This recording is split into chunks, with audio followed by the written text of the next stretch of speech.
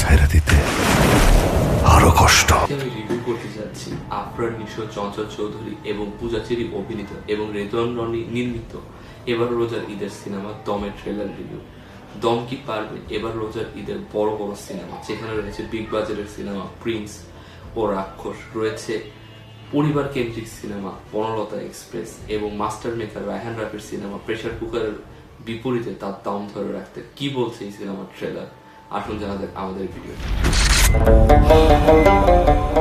সিনেমাটি মূলত কেন্দ্র করে ঘুরছে আফরান নিশো তথা শাহজাহান ইসলাম নূর নামে একজন বাংলাদেশি মুসলিমকে কেন্দ্র করে। মুসলমান কা বাচ্চা, যিনি তার পরিবার, তার স্ত্রী, তার মাকে ছেড়ে আফগানিস্তানের যে কোনো ভাবে একদল জঙ্গি গোষ্ঠীর কবলে পড়ে গেছে, তাদের হাতে অপহরণ হয়েছে এবং তার হাত থেকে রক্ষা পাওয়ার জন্য সেই জঙ্গি গোষ্ঠী চাচ্ছে তাদের দলের একজন সদস্যকে পূর্ণ ফেরত এবং 1 কোটি আফগানি রুপি। এবং এই আফগানিস্তানে তাকে সহায়তা করার জন্য শুধুমাত্র একজন ব্যক্তি রয়েছেন, যিনি হচ্ছেন চঞ্চল চৌধুরী। এখন চঞ্চল চৌধুরী ও আফরান নিশো মিলে তাদের জীবনকে কি রক্ষা করতে পারবে? তারা কি এই জীবন এবং মৃত্যুর দমে নিজেকে দম দেখাতে পারবে? সেটা নিয়ে মূলত হচ্ছে এই সিনেমাটির গল্প।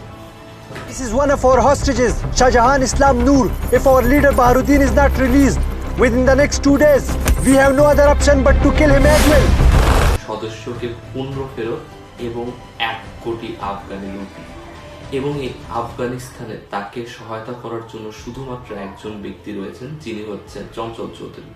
এখন চঞ্চল চৌধুরী ও আফরান নিশো মিলে তাদের জীবনকে কি রক্ষা করতে পারবে? তারা কি এই জীবন এবং মৃত্যুর দমে নিজেকে দম দেখাতে পারবে? সেটা নিয়ে মূলত হচ্ছে এই সিনেমাটির গল্প। 1 কোটি আফগানি ফর নূর। দম সিনেমাটির অসংখ্য পজিটিভ দিক আছে এবং তার সাথে অনেক বেশি রিস্ক আছে এবার রোজার ঈদের তুলনায়। যার অন্যতম কারণ হচ্ছে দম সিনেমাটি এমন একটি জনরাকে কেন্দ্র করে ঘুরছে, যেটি হচ্ছে সার্ভাইভাল থ্রিলার, যেখানে প্রচুর বেশি আপনার কষ্টের সিন বেশি থাকবে এবং সেখানে অনেকগুলো সিকোয়েন্স থাকবে যেখানে মানুষ দেখতে চাবে না এমন একটা দৃশ্যকে পর্দায় রাখা হবে। এবং সেই দৃশ্যগুলোতে আফরান নিশো যেভাবে অভিনয় করেছে, যেভাবে পারফরমেন্স করেছে, দুর্দান্ত। এই ধরনের জনরা সার্ভাইভাল থ্রিলার জনরার গল্পর থেকে বেশি ম্যাটার করে সেটাকে কিভাবে দেখানো হয়েছে এবং সেখানে অভিনেতা কিভাবে অভিনয় করেছে।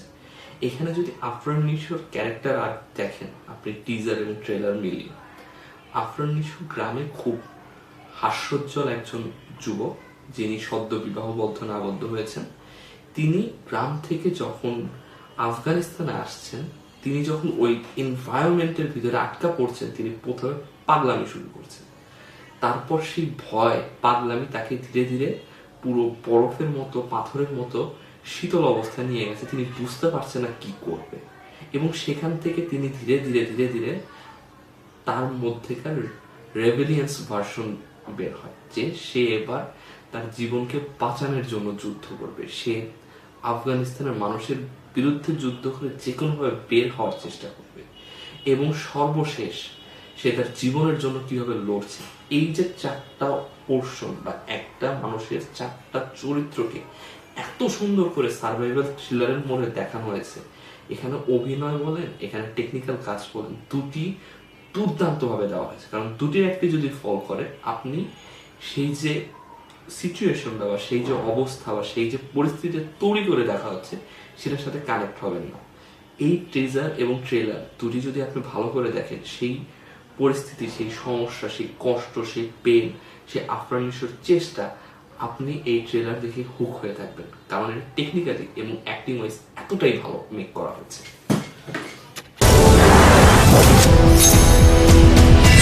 আমি টিজারেও বলেছিলাম, টিজারের রিভিউর সময়, যে এই সিনেমার টেকনিক্যাল পয়েন্ট খুবই স্ট্রং। এই সিনেমাতে আপনি যদি দেখেন, শুধুমাত্র আফগানিস্তানের যে অংশটাকে দেখানো হয়েছে সেটা না, গ্রামের যে অংশটাকে দেখানো হয়েছে সেখানেও দেখবেন ক্যামেরা খুব সুন্দর ওয়ার্ক করা হয়েছে। এখানে কবুতরকে মেটাফরিক্যাল আকারে ইউজ করা হয়েছে, যে বিভিন্ন সময়, যেমন নামাজ পড়ে ডানে তাকাচ্ছে পূজাচেরি, সেখানে কবুতর রয়েছে। আবার সেই কবুতরটি মেটাফরিক্যালি দেখা হচ্ছে, আপনার নিশো বলছে যে আমি আর 3 দিন পর আমার দেশে ফিরে যাব।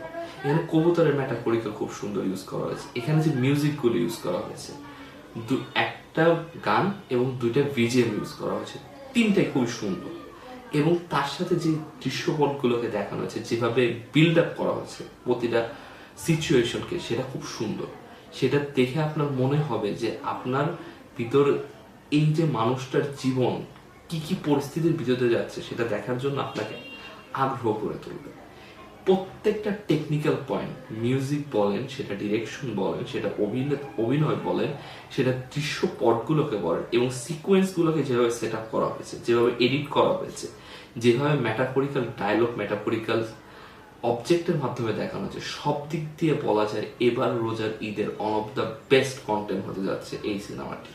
হয়তো এই সিনেমাটি অন্য অন্য সিনেমার তুলনায় কত আয় করবে সেটা বলতে পারছি না, বাট এই সিনেমার অভিনয়, এই সিনেমার টেকনিক্যাল পয়েন্ট, এই সিনেমার স্টোরি মারাত্মক হয়ে যাচ্ছে। এবং এই সিনেমার স্টোরিটা বাস্তব ঘটনার উপর নির্মিত করা হয়েছে, যেটা সম্বন্ধে আমি একটি পরিপূর্ণ ভিডিও আমাদের চ্যানেলে পোস্ট করেছি। আমি নিচে কমেন্ট বক্সে সেই ভিডিওর লিঙ্কটা দিয়ে দিব, আপনারা যদি দেখতে চান দেখতে পারেন। সম্ভাব্য গল্পটা আমি ওখানে ব্যাখ্যা করেছি। ওভারঅল যদি বলি, এবার রোজার ঈদের সবগুলো ট্রেলার টিজারের মধ্যে আমার এখন পর্যন্ত সবচাইতে ভালো লেগেছে দলের ট্রেলার টিজার। আপনারা জানান আপনাদের কেমন লেগেছে বসের অভিনয়, বসের সিনেমার ট্রেলার এবং টিজার। আমি মরতেছি না।